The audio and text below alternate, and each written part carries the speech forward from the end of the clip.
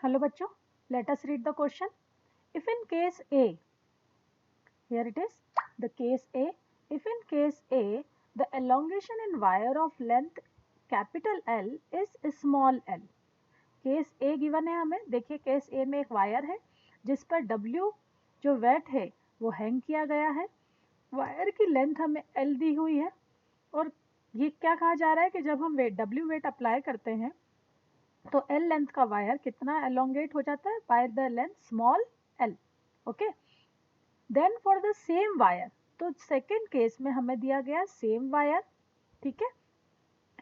Elongation in case B will be, तो case B में same wire, मतलब अगर सेम वायर गिवन है तो इसका मतलब ये जो वायर की लेंथ है ना, यहाँ से लेके यहाँ तक की, उसकी क्या हो गई, सेम लेंथ है L. Correct. So second case में अब वायर में कितना एलोंगेशन होगा. Okay, so the key concept over here will be, key concept will be y is equals to f by a into L by del L. Okay, यहाँ पर हम elongation के लिए इक्वेशन को ट्रांसफॉर्म कर लें. So del L will be F L by Y A. Correct. अब अगर हम बात करें किसी वायर की, तो दोनों ही वायर सेम मटेरियल के हैं, that means young modulus same है और एरिया ऑफ क्रॉस सेक्शन भी क्या होगा, सेम होगा.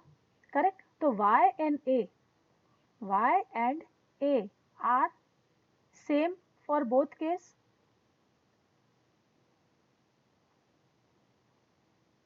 So we can write del L is proportional to f into L only.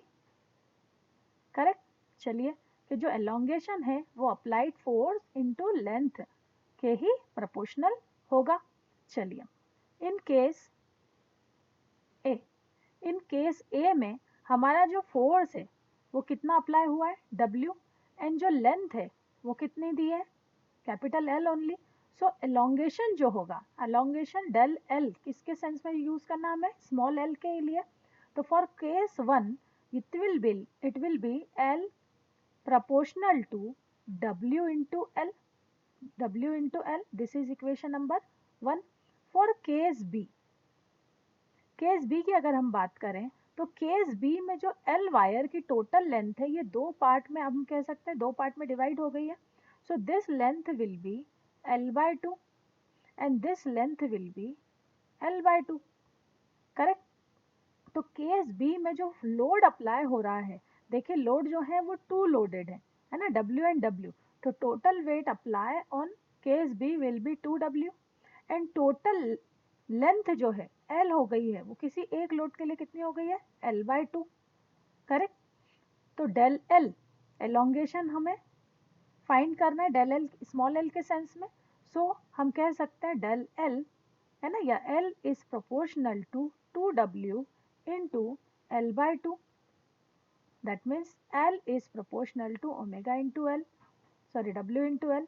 This is equation number 2. तो हम क्या ऑब्जर्व कर रहे हैं, केस 1 में भी एलोंगेशन W into L था और केस 2 में भी एलोंगेशन W into L था. करेक्ट. तो क्या कह सकते हैं हम, the same wire elongation in case B.